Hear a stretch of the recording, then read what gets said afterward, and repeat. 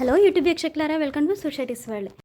Time లేనప్పుడు ఫాస్ట్గా chicken gravy curry ఎలా చేయాలో చూద్దాం రండి. స్టవ్ ఆన్ చేసి కుక్కర్ పెట్టుకొని ఆయిల్ పోసుకోవాలి. ఆయిల్లో ఒక ఇలాచి, 2 లవంగాలు, చెక్క, బిర్యానీ ఆకు వేసుకోవాలి. ఇవి ఫ్రై అయిన తర్వాత సన్నగా కట్ చేసుకున్న ఉల్లిపాయలు, పచ్చిమిర్చి వేయాలి. దీంట్లో కొంచెం పసుపు, ఉప్పు వేసుకొని బాగా మిక్స్ చేసుకోవాలి.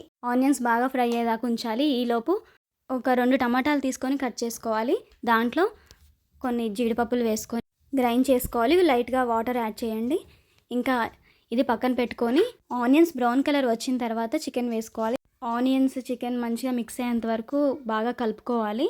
ఒక 10 మినిట్స్ ఉడకనివ్వాలి. ఇప్పుడు అల్లం పేస్ట్ వేసి పచ్చివాసన పోయాక టమాటా పేస్ట్ చేసుకున్నాం కదా, అదైతే దీంట్లో పోసుకోవాలి. చూడండి మంచిగా ఉడికింది. ఇప్పుడు టమాటా ప్యూరీ వేయాలి. మళ్ళీ కలిసేంత వరకు బాగా కలుపుకోవాలి. ఒక 5 మినిట్స్ ఉడకనివ్వాలి. ఈ కర్రీ రోటీలోకి, రైస్లోకి, బగారా అన్నంలోకి, దేంట్లోకైనా చాలా బాగుంటుంది. ఇలా అయితే ట్రై చేయండి.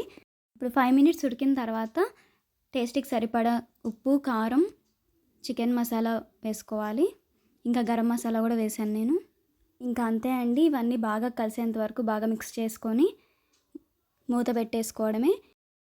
కుక్కర్ మూత పెట్టుకోవాలి. 4 విజిల్స్ వస్తే సరిపోతుంది. ముక్క ఇక్కడ బాగా ఉడికితే ఒక 2-3 విజిల్స్ అయితే ఓకే.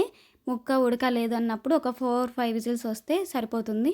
టేస్ట్ చూసుకొని కొంచెం యాడ్ చేసుకోండి. నేను కొంచెం మళ్ళీ గరం మసాలా అండ్ ఉప్పు వేసుకున్నాను. మీరు కూడా టేస్ట్ చూసి మళ్ళీ యాడ్ చేసుకోండి.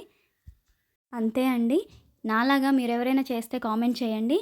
ఇంకా ఎవరికైనా తెలియకపోతే ఒకసారి అయితే ఇది ట్రై చేయండి. మంచిగా కుదిరితే చాలా బాగుంటే నాకు కామెంట్ చేయండి. ఇంకా మా ఛానల్లో రెస్టారెంట్ స్టైల్ చికెన్ ఫ్రై కూడా ఉంది, అది కూడా చూడండి. ఇంకా మరిన్ని వీడియోస్ కోసం మా ఛానల్ అయితే సబ్స్క్రైబ్ చేసుకోండి. లైక్ చేయండి, షేర్ చేయండి, కామెంట్ చేయండి. చూడండి ఇంకా మంచిగా ఉడికింది. చాలా బాగుంది కదా చూస్తుంటే.